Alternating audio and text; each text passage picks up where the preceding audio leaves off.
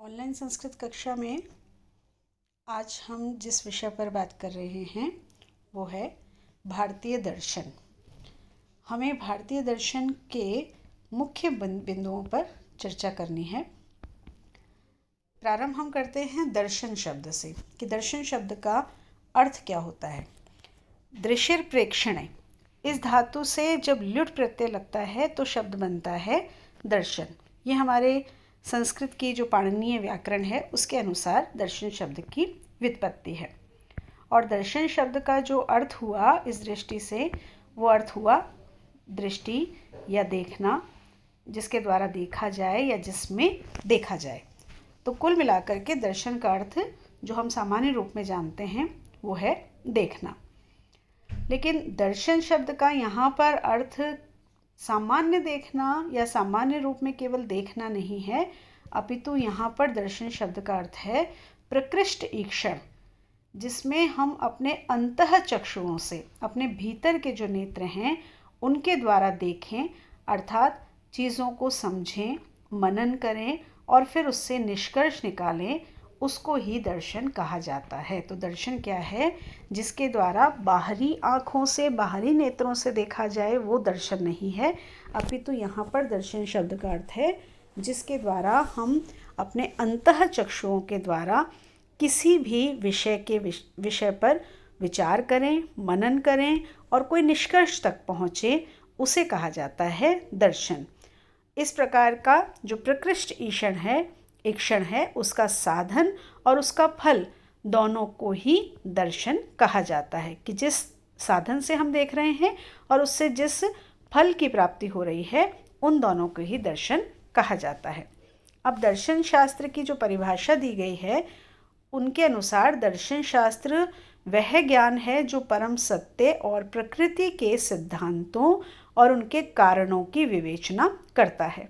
कभी कभी जब हम ये विचार करते हैं कि वास्तव में ये जो जीवन है या जीवन के बाद जो जिसे हम मृत्यु कहते हैं या आत्मा है या जीव है, ये जो कुछ भी है सृष्टि में, इसकी वास्तविकता क्या है, इसका परम सत्य क्या है, ये प्रकृति कैसे बनी है, इसका निर्माण कैसे हुआ है, ये कैसे समाप्त होती है, इस तरह के अनगिनत जो प्रश्न हमारे भीतर आते हैं उनके विषय में जब हम विचार करते हैं, उनके कारणों की जब विवेचना की जाती है तो उसे कहा जाता है दर्शन। तो दर्शन यथार्थता की परख के लिए एक दृष्टिकोण है। दार्शनिक चिंतन मूलतः जीवन की अर्थवत्ता की खोज का पर्याय है कि वास्तव में जो जीवन है उसकी अर्थवत्ता का तात्पर्य क्या हुआ कि उसका सार क्या है, उसकी यथार्थता क्या है, क्यों हम जीवन जी रहे हैं, क्यों जीवन का निर्माण हुआ है और जीवन अगर मिला है तो उसमें हमें क्या करना चाहिए, इन सब की जो खोज है उसे ही दर्शन कहा जाता है। और कहा गया कि वास्तव में जो दर्शन शास्त्र है वो स्वत्व अर्थात प्रकृति तथा समाज और मानव चिंतन तथा संज्ञान की प्रक्रिया के सामान्य नियमों का विज्ञान है कि प्रकृति है, समाज है, मानव चिंतन, इन सब के विषय में जो एक सामान्य नियम से हैं उन सब के विषय में विशिष्ट रूप से जो ज्ञान प्राप्त करना है, जो सोचना है, विचारना है, जिन कारणों से कार्य तक पहुंचना है, उसे ही कहा जाता है दर्शन। दर्शन शास्त्र सामाजिक चेतना के रूपों में से एक माना जाता है और एक दूसरे अर्थ में परम सत्ता के साथ जो साक्षात्कार किया जाता है उसे कहा जाता है दर्शन। एक अन्य अर्थ दर्शन का ये लिया जाता है कि जो हम ये मानते हैं कि मनुष्य के शरीर में एक आत्मा है जो किसी एक परमात्मा का अंश है, उस परम तत्व तक, उस परम सत्ता तक, वो जिस भी रूप में है, उसका ज्ञान, उसका अस्तित्व, उसका होना ना होना या किस रूप में है, इन सब का जब हमें ज्ञान हो जाता है, जो साक्षात्कार हो जाता है, उसे ही दर्शन कहा जाता है। तो दर्शन वो विद्या हुई जो सत्य और ज्ञान की खोज करता है।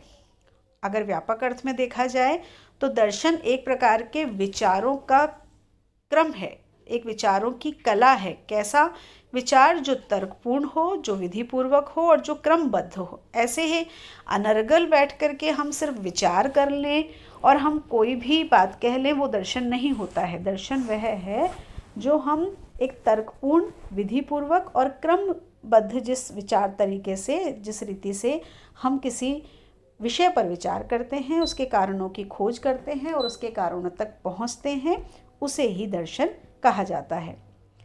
इसका जन्म कैसे होता है? तो इसके लिए कहा गया कि इसका जो जन्म है वो अनुभव और परिस्थिति के अनुसार होता है। इसी कारण से संसार के जो अलग अलग व्यक्ति हैं, उन्होंने अलग अलग समय पर अपने अपने अनुभवों और परिस्थितियों के अनुसार अलग अलग जीवन दर्शन को परिभाषित किया है, उनको अपने जीवन में स्वीकार किया है कि जिस व्यक्ति का जिस समय जैसा अनुभव है, उसकी जैसी परिस्थिति है, उसके अनुसार ही उसने अपने जीवन दर्शन को अपनाया है, जीवन दर्शन को स्वीकार किया है या परिभाषित किया है, और इससे भी विस्तृत रूप में उसने दर्शन को स्वीकार किया है। मानव जीवन का जो चरम लक्ष्य है वो है दुखों से छुटकारा प्राप्त करना और ऐसे आनंद की प्राप्ति करना जो लंबे समय तक रहे। भारतीय दर्शनों में जो एक लक्ष्य माना गया है वो है दुखों के मूल कारण अज्ञान से मानव को मुक्ति दिला करके उसे मोक्ष की प्राप्ति करवाना। क्योंकि मनुष्य का, भारतीय संस्कृति का जो जीवन है, उसके पुरुषार्थ चतुष्टय में धर्म, अर्थ, काम, मोक्ष, अंतिम जो पुरुषार्थ है वो है मोक्ष की प्राप्ति। और प्रारंभ कहाँ से होता है? धर्म से। काम और अर्थ दोनों उस धर्म और मोक्ष के मध्य आते हैं। तो यहाँ पर ये बताया गया दर्शन में कि भारतीय जो दर्शन है उसमें ये बताया गया कि जो जीवन है उस जीवन में दुख ही मूल कारण है मनुष्य का, और वो जो दुख है वो किसके कारण है? अज्ञान के कारण है। कैसा अज्ञान है? क्योंकि उसे पता नहीं है, ना उसे जीवन के विषय में पता है, ना उसे जीवन से पहले क्या था उसके विषय में पता है, ना उसे जीवन के उपरांत क्या होगा उसके विषय में पता है। तो ये जो उसका अज्ञान है, इस अज्ञान से उसे मुक्ति प्राप्त हो और मोक्ष जिसे कहा गया उसकी प्राप्ति हो, यही भारतीय जीवन का मुख्य दर्शन माना जाता है। अज्ञान और परंपरावादी, रूढ़िवादी विचारों को नष्ट करना और सत्य ज्ञान को प्राप्त करना, यही भारतीय दर्शन का सबसे बड़ा उद्देश्य माना जाता है। इसके अतिरिक्त दर्शन की हम जब बात करें तो अभी जैसे हमने चर्चा की कि प्रकृति कैसे उत्पन्न हुई, इसमें जो सूर्य है, चंद्रमा है, ग्रहों की स्थिति है, कोई परमात्मा जैसी सत्ता है, ये सब प्रश्न मनुष्य के जीवन में हमेशा से रहे हैं। आज विज्ञान ने बहुत प्रगति की है, बहुत सारे प्रश्नों का उत्तर उसके पास है, किंतु अभी भी बहुत सारे प्रश्न अनुत्तरित हैं। और ऐसा नहीं है कि आज ही विज्ञान इन सब के विषय में विचार कर रहा है। प्राचीन समय से हमारे जो ऋषि मुनि हैं, उन ऋषि मुनियों ने इन सब प्रश्नों पर बहुत विचार किया, तपस्या की, और तपस्या करके उन प्रश्नों के उत्तर भी प्राप्त किए। तो इसी सत्य और ज्ञान की प्राप्ति का जो क्रमशः जो ज्ञान प्राप्त होता है, उसी सत्य ज्ञान को दर्शन कहा जाता है। वैसे दर्शन की अगर ये बात की जाए कि दर्शन की उत्पत्ति कैसे हुई है, तो दर्शन समस्त वेदों में दर्शन प्राप्त होता है हमको, लेकिन फिर भी दर्शन को, भारतीय दर्शन की जब बात होती है तो भारतीय दर्शन को दो भागों में बांटा जाता है। एक कहा जाता है आस्तिक दर्शन और दूसरा कहा जाता है नास्तिक दर्शन। अब यहाँ पर ये बात ध्यान रखने वाली है कि ये जो दोनों शब्द हैं, आस्तिक और नास्तिक, ये दोनों शब्द ऐसे हैं जो हमने जीवन में बहुत सुने हैं और जिनका अर्थ भी हम जानते हैं। क्या जानते हैं? आस्तिक जो ईश्वर में आस्था रखता है वो आस्तिक, नास्तिक जो ईश्वर में आस्था नहीं रखता है। आस्था मतलब विश्वास नहीं रखता, जो ये मानता है कि ईश्वर है, ईश्वर नाम की कोई सत्ता है, वो आस्तिक। जो ये मानता है कि ईश्वर नामक कोई सत्ता नहीं है, वो हुआ नास्तिक। ऐसा ही जानते, लेकिन नहीं, यहाँ पर दर्शन में इसका ये अर्थ कदापि नहीं है। ये हमें ध्यान रखना होगा। वास्तव में जो आस्तिक शब्द है उसका अर्थ है अस्ति इति।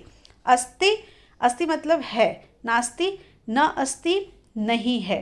तो यहाँ पर ये बात तो अस्ति और न अस्ति की है, लेकिन यहाँ पर जो बात है वो ईश्वर की नहीं है, अपितु वेदों की है। जो वेदों में विश्वास रखता है, उनकी प्रामाणिकता को स्वीकार करता है, वो आस्तिक दर्शन। और जो वेदों की प्रामाणिकता को, वेदों की बातों को, वेदों के ज्ञान को स्वीकार नहीं करते हैं, वो हैं नास्तिक दर्शन। तो ये दो प्रकार का विभाजन भारतीय दर्शन में किया गया है, आस्तिक दर्शन और नास्तिक दर्शन। अब पहले हम नास्तिक दर्शन की बात करें, क्योंकि हमें षड दर्शन की बात करनी है, तो हम पहले नास्तिक दर्शन जो षड दर्शन से बाहर आते हैं उनके विषय में बात करते हैं। तो जो भारतीय दर्शन के मुख्य दर्शन हैं उनमें से चारवाक, जैन और बौद्ध दर्शन को नास्तिक दर्शन माना जाता है। ये जो तीन दर्शन हैं ये नास्तिक दर्शन में आते हैं, क्योंकि ये वेदों की सत्ता को, वेदों की सत्यता को स्वीकार नहीं करते हैं। इसलिए नहीं कि ये ईश्वर को नहीं मानते हैं, इसलिए कि ये वेदों के सत्य को स्वीकार नहीं करते हैं, उनके ज्ञान को स्वीकार नहीं करते हैं। अब आस्तिक दर्शन क्या है? तो जो आस्तिक दर्शन हैं वो है न्याय दर्शन, वैशेषिक दर्शन, सांख्य दर्शन, योग दर्शन, मीमांसा और वेदांत। ये 6 दर्शन हैं जिनको षड दर्शन भी कहा जाता है। इन्हें बोला जाता है ये हैं आस्तिक दर्शन। क्यों? क्योंकि ये वैदिक ज्ञान को, वेदों की बताई हुई सत्यता को स्वीकार करते हैं। कौन कौन से दर्शन हैं ये? न्याय दर्शन, वैशेषिक दर्शन, सांख्य दर्शन, योग दर्शन, मीमांसा दर्शन और वेदांत दर्शन। तो आपको याद रखना है, जब आपसे षड दर्शन के विषय में पूछा जाए तो षड दर्शन कौन से हैं? ये 6 षड दर्शन हैं।